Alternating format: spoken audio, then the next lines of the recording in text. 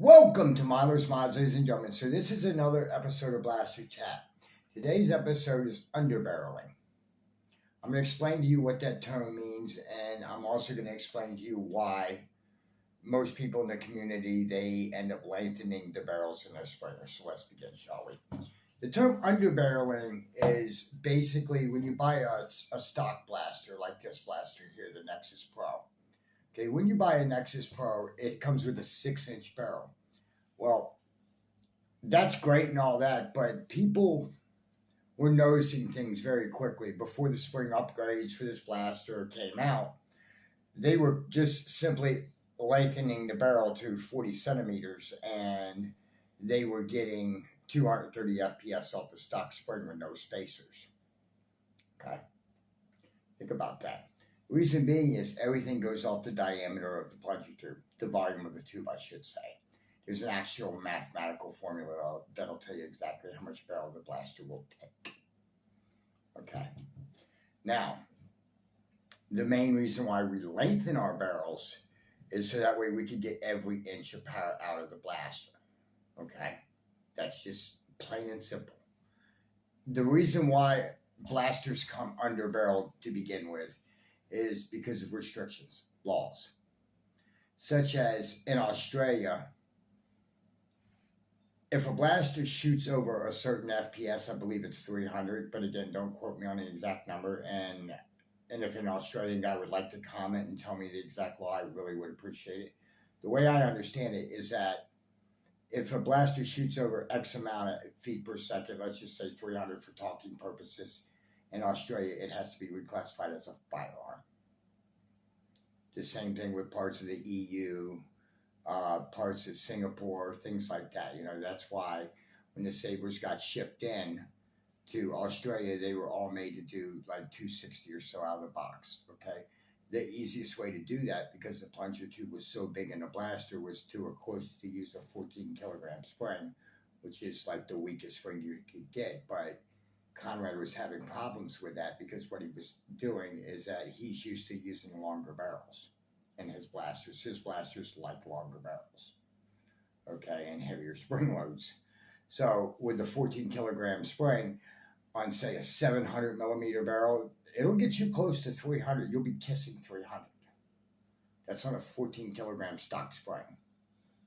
Okay? Yes, I've tested that theory. Yes, I know it to be a real thing.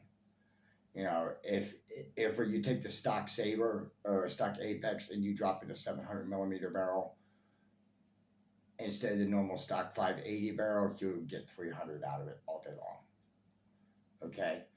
If you put in, say, an 18 kilogram spring, still with that 700 millimeter barrel, you'll get 330, 340. And those numbers are all off of normal 1 gram darts. Okay?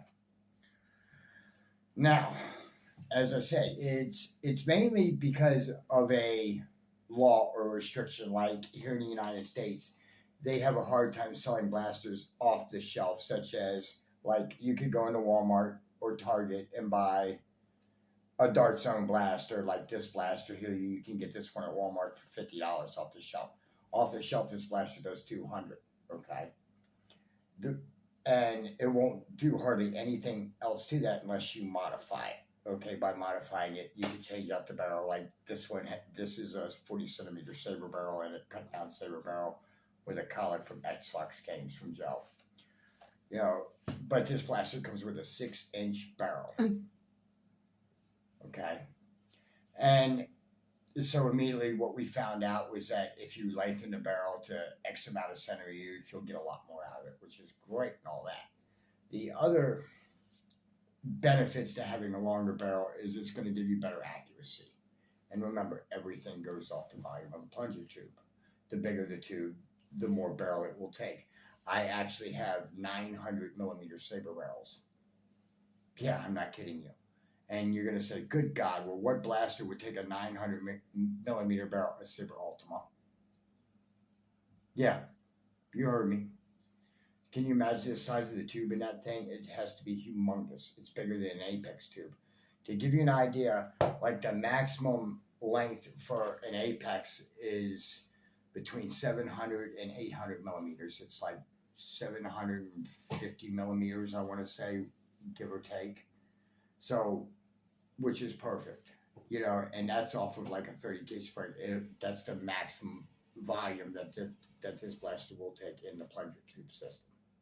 For the Saber. This one here, the maximum that it'll take is about 40 centimeters. Other blasters, such as the DZP MK4, that blaster will take 580 millimeters of barrel, no problems. And you'll get 300 bam consistently on the nose. Everything goes by the volume of the tube.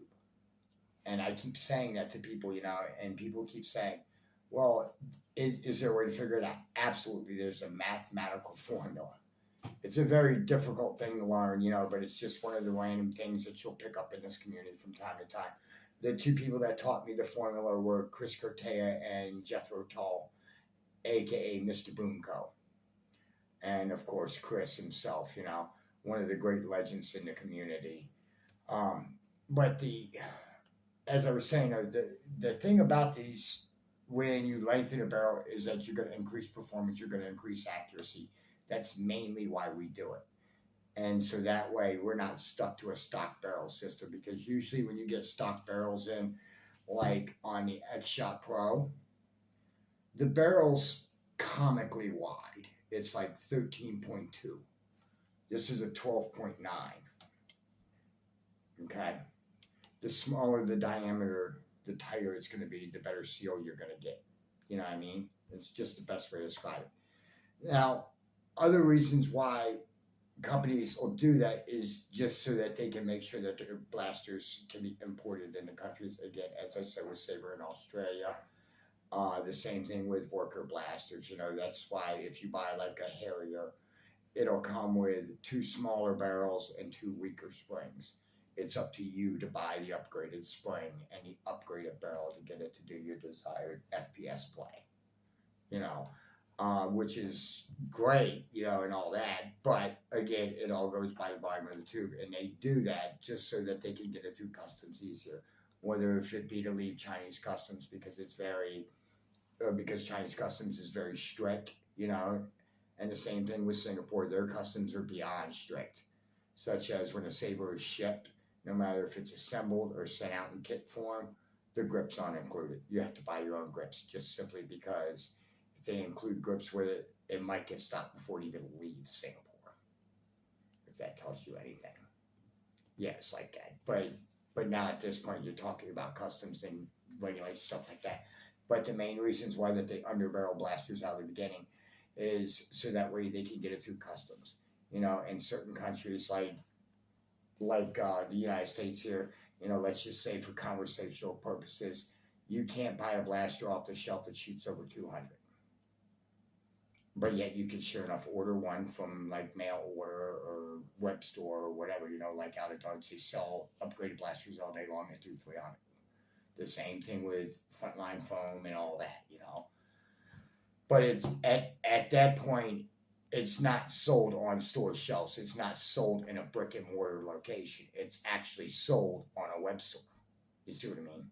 That's why if you'll see blasters that do like 260, 270, 280, they're usually sold on web stores. If you see blasters that are sold at like 200 FPS or less, you can usually buy them off the shelf, which is kind of cool. Considering years ago, the best blaster you could get off the shelf did about 70 to 90 FPS. If that tells you anything. So really, the community has grown. But as I said, though, the main reason why we extend our barrels is for longer ranges, better accuracy, and better performance. That's it. And it's a very easy thing to figure out to do. And if you're ever, and to swap out a barrel is really not that bad to do. It's pretty easy to do. Most blasters actually have quick change systems, like the Saber has a barrel nut. The worker products, they actually have threaded barrels. The same thing with ZWQ Blazes. They have threaded barrels. The same thing with the new Vipers. They have threaded barrels as well. Which is kind of great, But it all comes down to the volume of the tube. That'll dictate to you how much barrel you can put in it. You can put in too much barrel and you'll lose performance.